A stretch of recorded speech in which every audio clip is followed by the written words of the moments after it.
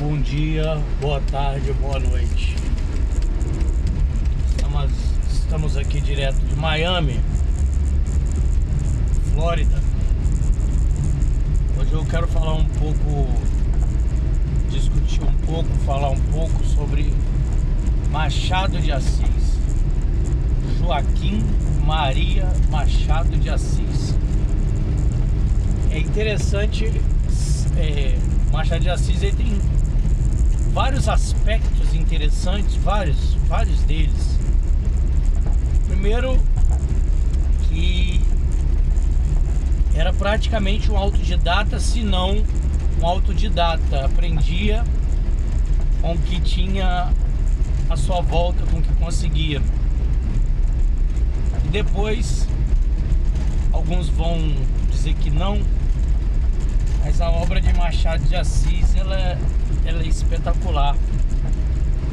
É interessante mais ainda dizer que uma boa parte da minha vida eu tentava entender porque ele é chamado de realista, embora ele tenha escrito também poesia, tenha escrito romance romântico, tem uma diferençazinha aí.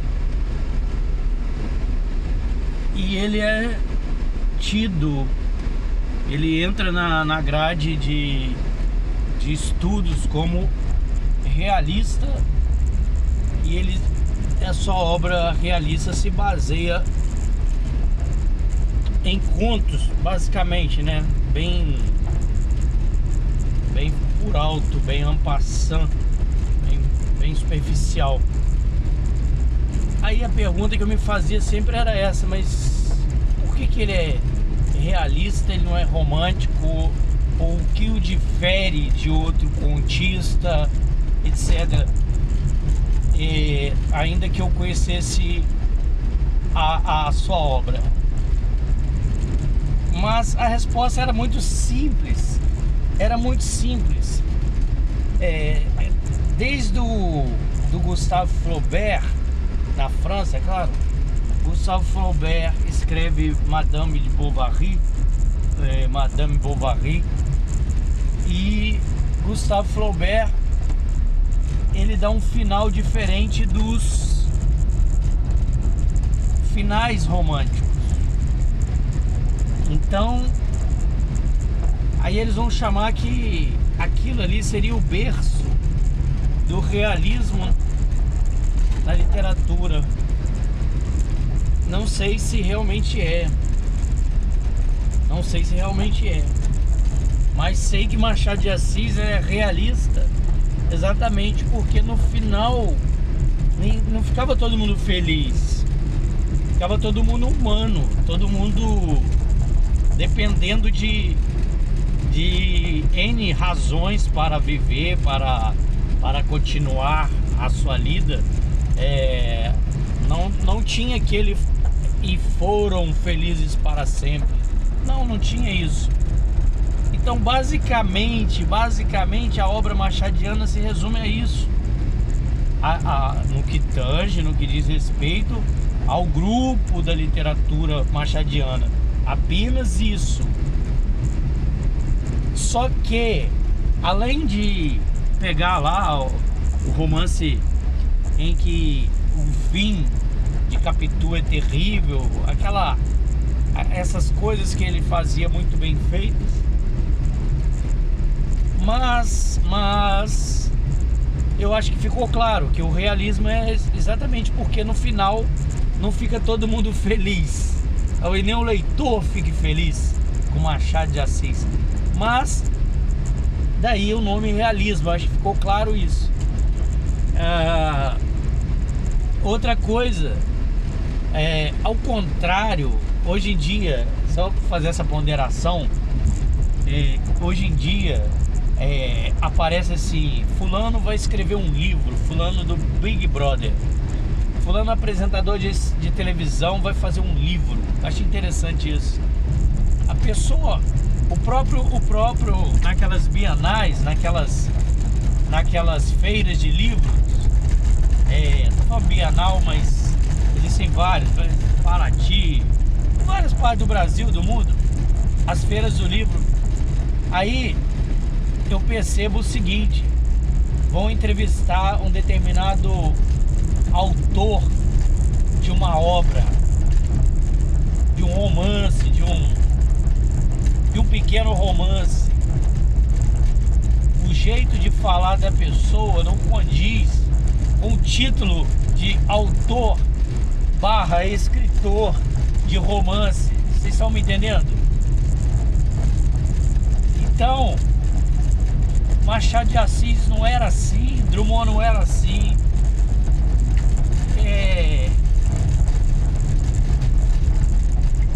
Machado de Assis, na minha opinião, ele era um filósofo. Porra, um filósofo é um filósofo. Porque quando você está lendo a obra de Machado de Assis, ele vai cruzando informações tanto da própria literatura, mergulhando no universo que ele conhecia, que ele já havia lido, tanto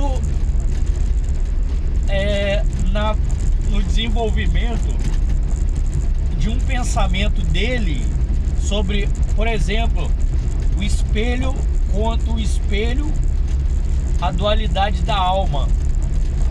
E ele faz um ensaio, ele propõe, indiretamente, é claro, é um conto, mas ele propõe uma interpretação da alma humana que não se vê por aí, não se encontra nos melhores filósofos. E interessante é que ele traduz a alma humana, no caso dele, né, as almas. E no meio daquele discurso indireto eu só estou dizendo indireto porque ele está dando voz a um personagem no livro, no conto. Se tiver curiosidade, procura lá, Espelho de Machado de Assis, já vai estar lá. Então é interessante, porque quando uma pessoa interrompe o personagem já responde de imediato. Legião é o nome dela, o nome da mulher que ele citava. Ele estava fazendo uma citação, uma referência, uma alusão à Bíblia, a Bíblia Sagrada dos cristãos. Então, é interessante isso, porque não parava lá, Machado de Assis não para num curto espaço de tempo, com uma linguagem ruim, com um texto mal escrito.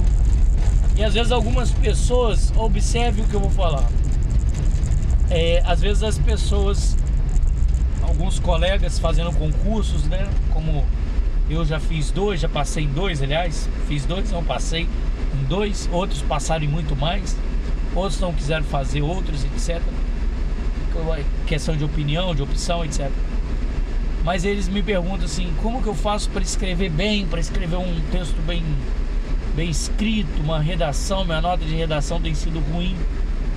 Eu sempre digo a mesma coisa: ou você lê um pouco da Bíblia na versão de João Ferreira de Almeida, uma versão um pouco mais antiga, para aumentar seu vocabulário, as palavras fluírem melhor no seu vocabulário, ou você lê Machado de Assis, porque Machado de Assis é confiável, é muito zeloso, é muito cuidadoso com a língua. É lógico que isso para muitas pessoas não tem valor, então vamos continuar lendo caras, tendo essas porcariadas que tem por aí. É direito também, né? Direito do cara querer fazer do jeito dele lá. Não quero, foda-se, faz do jeito que ele achar melhor. Mas eu só acho que Machado de Assis só não foi mais longe porque ele escrevia em português, não escrevia em inglês. Então a obra dele não foi tão longe quanto poderia. Aí alguém vai dizer assim, ah, mas Paulo Coelho e tal. E eu já vi gente falar sobre Paulo Coelho, interessante. Paulo Coelho, eu não li e não gosto. É de uma pretensão de alguém falar isso que eu não consigo imaginar, conceber. Eu não li e não gosto de Paulo Coelho. Acho que o povo é meio preconceituoso. O cara, eu não tô dizendo que ele seja bom, não é isso. Nem que os contos dele, as histórias dele, a própria ideia que ele tem lá de mágoa, essas coisas, eu acho ridículo. Mas enfim, não é problema meu. O cara escreve, tem gente que gosta, a gente tem que respeitar isso. Isso que é chamar de democracia. Não é pior se fosse lá no regime teocrático ou ditatorial que se proibissem os livros. Aí seria ruim. Eu, por exemplo, não gosto de Nietzsche, de Friedrich Nietzsche. Ah, por que você não gosta? Porque eu não gosto. O cara é pessimista. O filósofo pessimista. Ah, mas ele tem o direito. Claro que tem, olha. Esse é problema dele, não o meu. Eu não tenho interesse nisso. Mas tem gente que tem gente que venera Nietzsche. Eu já não gosto. Não tem interesse algum. Mas enfim, você viu esse vídeo e não gostou, o problema é seu. Você perdeu seu tempo. Machado nele. Se não gosta de Machado também, o problema é seu.